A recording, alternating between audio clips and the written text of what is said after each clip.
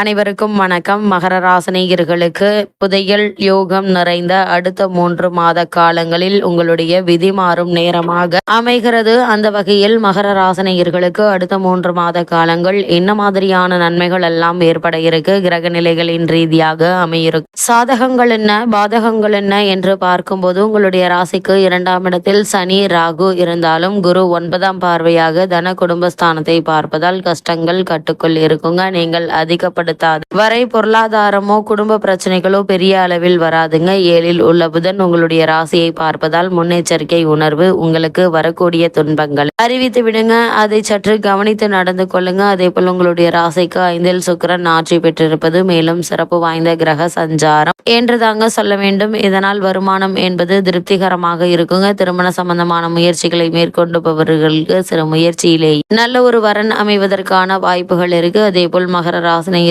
புத்திர பாக்கியத்திற்காக ஏங்கிக் கொண்டிருப்பவர்களுக்கு புத்திர பாக்கிய யோகமும் கிடைக்க இருக்கு. 6இல் உள்ள சூரியன் உங்களுக்கு வெற்றியை தருவார். குறிப்பா அரசாங்க ரீதியான முன்னேற்றத்தை ஏற்படுத்தி கொடுக்க இருக்கிறாருங்க. அஷ்டமத்தில் கேது செவ்வாய், வாக்குஸ்தானத்தில் சனி ராகு என 4 கிரகங்கள் இருக்க போதாக்குறைக்கு 6இல் குரு என்பதால் பகையை நீங்களே தேடிக்கொள்ள வேண்டாங்க. நீங்கள் உண்டு உங்களுடைய வேலை உண்டு என்றிருந்தாலே போதுமானதாக அமைகிறது. அதே போல் குடும்பத்தில் எடுத்தோம் கௌத்தம் என்று யாரையும் எடுத்தறிந்து பேச வேண்டாங்க. பொறுமையாக நிதானமாக இருப்பது நல்லது என்பதை கிரகநிலைகள் மீண்டும் மீண்டும் அறிவுறுத்தது. மகர ராசினியர்களை பொறுத்த வரைக்கும் எதிர்பாராத பல முன்னேற்றங்கள் நிறைந்த ஒரு தருணமாக தான் இக்காலகட்டம் அமைஞ்சிருக்குது என்பதை கிரகங்களுடைய சஞ்சார நிலைகள் தெளிவாகவும் உறுதியாகவும் எடுத்துக்காட்டுதுங்க. மகர ராசினியர்களை பொறுத்த வரைக்கும் இக்காலகட்டங்கள்ல கிரகநிலைகளின் ரீதியாக கூறப்படும் பரிகாரம் என்ன என்று பார்க்கும்போது முருகன் வழிபாடு கை கொடுக்கும். ஏதாவது ஒரு திருப்புகளை பூஜை அறையில் சொல்லுங்க, புண்ணிய பலன்கள் கிடைக்கும் என்பதை கிரகநிலைகள்